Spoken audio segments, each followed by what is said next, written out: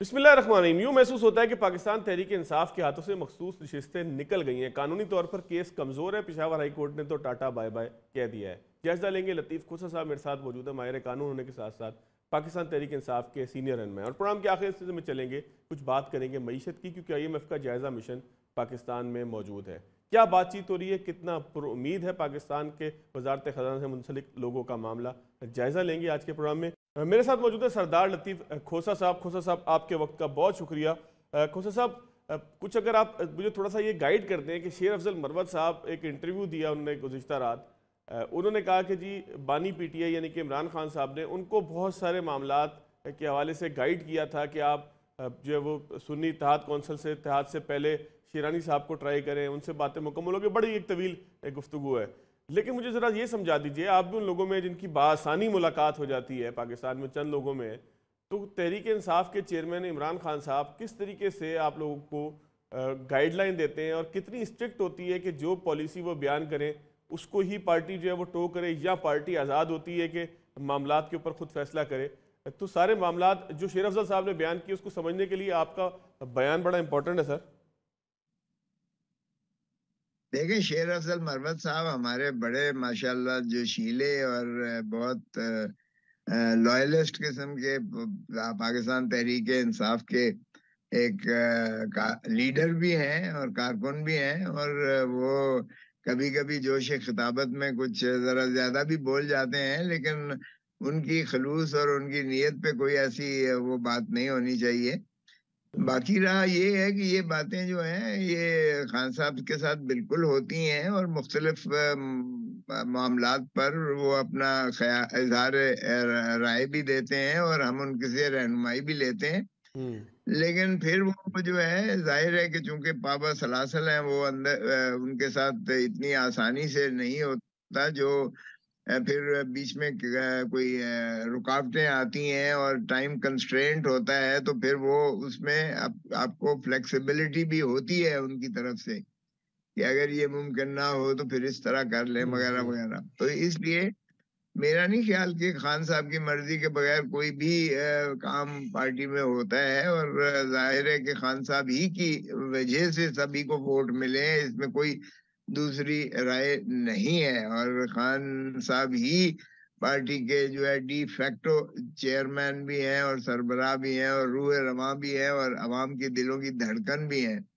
सो तो कोई ऐसा तजाद और इसमें नहीं है किसी की सोच और फिक्र में।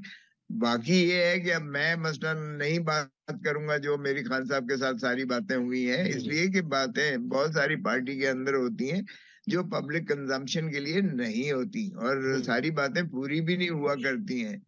इसलिए कि पार्लिमानी पार्टी भी हमारी है, कोर कमेटी भी हमारी है, एपेक्स कमेटी भी हमारी है, जिसमें खान साहब हिस्सा बावजू नहीं ले सकते क्योंकि वो आजाद नहीं है उस अंदाज से। हम्म। सो वहाँ जो बहुत सारी बातें होती हैं और जो जो हमारे जिम्मे टास्क लगते हैं, मसलन मैंने पीर पगाड़ा साहब से बात की, क्योंकि हमारा पॉलिसी ये थी कि जिन लोगों ने भी इलेक्शन के नताइज पर एतराजात किए और धांधली की बात की है, और जिन्होंने भी इस हाइब्रिड हुकूमत या केयर टेकर हुकूमत जो भी है उस पर और इलेक्शन कमीशन की शफाफियत पर जिन्होंने भी बांगे दौर आवाजें की है, निकाली है, उनके साथ राब्ता किया जाए।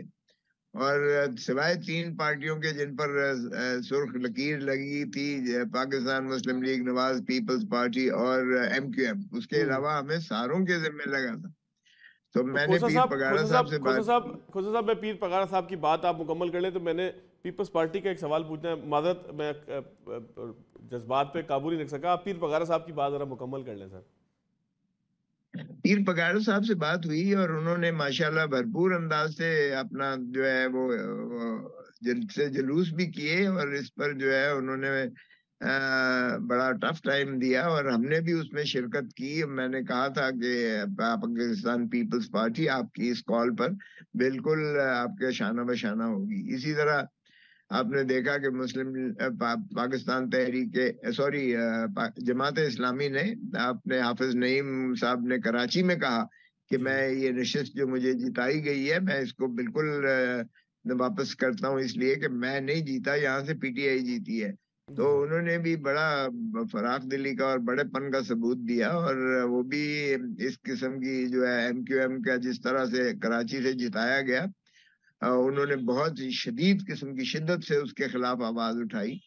और वो भी मैं समझता हूँ कि मैंने खुद लियाकत बलोच साहब से बात की, तो इसी तरह असद कैसर साहब की और दूसरों की उनको टास्क दिया गया कि वो मौलाना फजलुर रहमान साहब से बात करें, शेरपाव साहब से बात करें। तो मुख्तलिफ जो है ड्यूटीज मुख्तलिफ जी। पार्टी के जो है हमारे काबिल ओहदेदारान हैं उनके जिम्मे लगाई गई थी। तो अच्छा खुशा साहब, लेकिन सवाल उसमें एक, तो कोई खुशा साहब एक बड़ा आपसे लिवरेज लेके एक सवाल मैं करना चाह रहा था कि आप पीपल्स पार्टी का तवील अरसे तक हिस्सा रहे हैं, बल्कि अभी आपने तहरीक इंसाफ के बजाय पीपल्स पार्टी का नाम भी ले दिया एक जगह गलती से, मैं उसको तस्दीक उसकी कर दूं। तो आपने पीपल्स पार्टी के ऊपर से उसके बानी चेयरमैन जो आपकी साबिक कायद जो शहीद हो गई उनके फर्जंद के लिए कोई लॉबिंग नहीं की, कोई खान साहब को समझाने की कोशिश नहीं की कि नौजवान क़यादत आएगी तो शायद पीपल्स पार्टी के हालात आपके साथ चलने से बेहतर हो जाए आप लोगों के मुताबिक? नहीं, मैं नहीं समझता। देखिए, मैं जो 2 साल से जो मेरी दूरी हुई पाकिस्तान पीपल्स पार्टी से, उसकी भी आपको पता ही है सर। कि मैं असूली मौक़िफ़ पर बदस्तूर कायम था। और पाकिस्तान पीपल्स पार्टी अब जो है पावर पॉलिटिक्स में बिलीव करने लग गई है। हम्म। पावर पॉलिटिक्स कभी भी भुट्टो साहब की, शहीद जुल्फकार अली भुट्टो या बेनजीर भुट्टो साहब की, वो पीपल्स पॉलिटिक्स करते थे। अवामी जो है वो उस पर इन्हसार करते थे, और अवाम ही की ताकत से वो हमेशा इक्तदार में आते थे। अब ये पावर पॉलिटिक्स में है। पावर पॉलिटिक्स में दो किस्म की होती है। एक हम्म। इलेक्टेबल्स की पॉलिटिक्स होती है, जिसे भुट्टो साहब ने खत्म किया था, दफन किया था।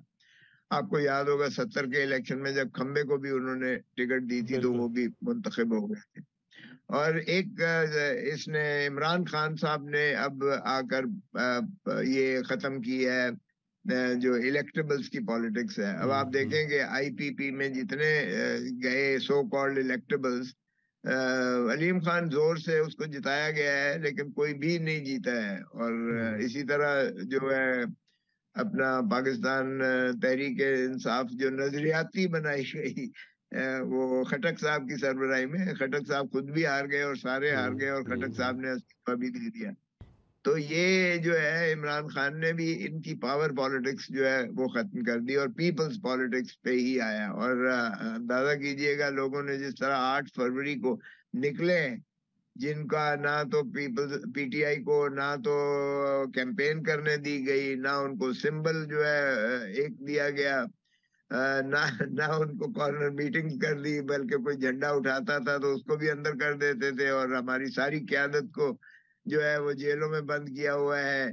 और बाकी जिनको वो तोड़ सकते थे और जुल्म और तशद्दुद रवा कर सकते थे, वो पूरा चादर और चार दीवारी को पामाल करते हुए औरतों को, बच्चों को, बूढ़ों को, अभी भी 10-10 महीने से लोग जेलों में हैं। तमाम तर तशद्दुद के बावजूद जिस दलेरी से, जिस जुर्रत से लोगों ने 8 फरवरी को कैंडिडेट ढूंढते रहे, इमरान खान का हम्म। कैंडिडेट कौन है, उसका सर आपको तो सिंबल वैसे इंतखाबी ढूंढते रहे। निशान, आपको तो इंतखाबी निशान थोड़ा सा आसान मिल गया था सर, शुक्र है बेंगन शेंगन या जूता शूता कुछ नहीं मिला। मैंने आपके इलाके के अंदर ही मेरी रिहाइश है, आना जाना मेरा वहाँ से होता है लाहौर में, तो मैंने देखा है कि सर आपको तो बड़ा आसान इंतखाबी निशान मिला था। आप तो इस पर इत्मीनान होना चाहिए आपको, मेरा ख्याल है। नहीं नहीं, मैंने तो अपनी मर्जी से लिया था। इसलिए कि जब उसने मुझे, रिटर्निंग ऑफिसर ने कहा सॉरी सर, आपको ये तो नहीं मिल सकता, ना पीटीआई का तो ना बल्लेबाज का, तो आप बताएं। तो मैंने अपना निशान के लिया। हालांकि के लोगों ने कहा कि ये कौन समझेगा के का, और मैंने कहा के का मतलब खान है, बेशक। के का मतलब किंग खान है, और के का मतलब खोसा भी है। बिल्कुल। सो मैंने तो ये कॉन्शियसली ये निशान लिया, इसलिए कि मेरी कॉन्स्टिट्यूंसी ज्यादातर पढ़े लिखे और सर। समझदार लोगों की है। और इसमें जो है, लेकिन इसमें अनपढ़ लोग भी यकीनन मौजूद हैं और थे। और मुझे उसने बताया एक ने कि मैंने अपनी माँ के जो बूढ़ी है, नहीं खांदा है, मैंने उसके हाथ पर निशान के लिख दिया। मैंने कहा ये इसको देना है वोट।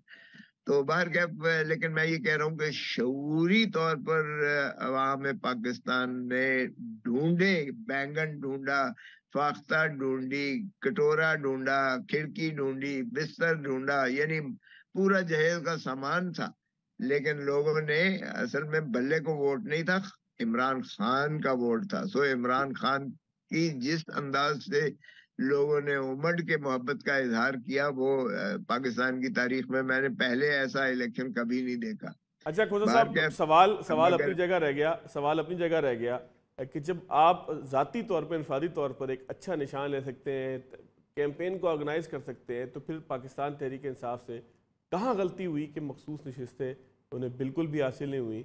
इलेक्शन से पहले जो करने के काम थे वो इलेक्शन के बाद क्यों हो रहे हैं? मैं ब्रेक एक खोसा साहब लेता हूँ, ये सवाल आपकी तरफ छोड़ के जा रहा हूँ, ब्रेक के बाद जवाब लेता हूँ।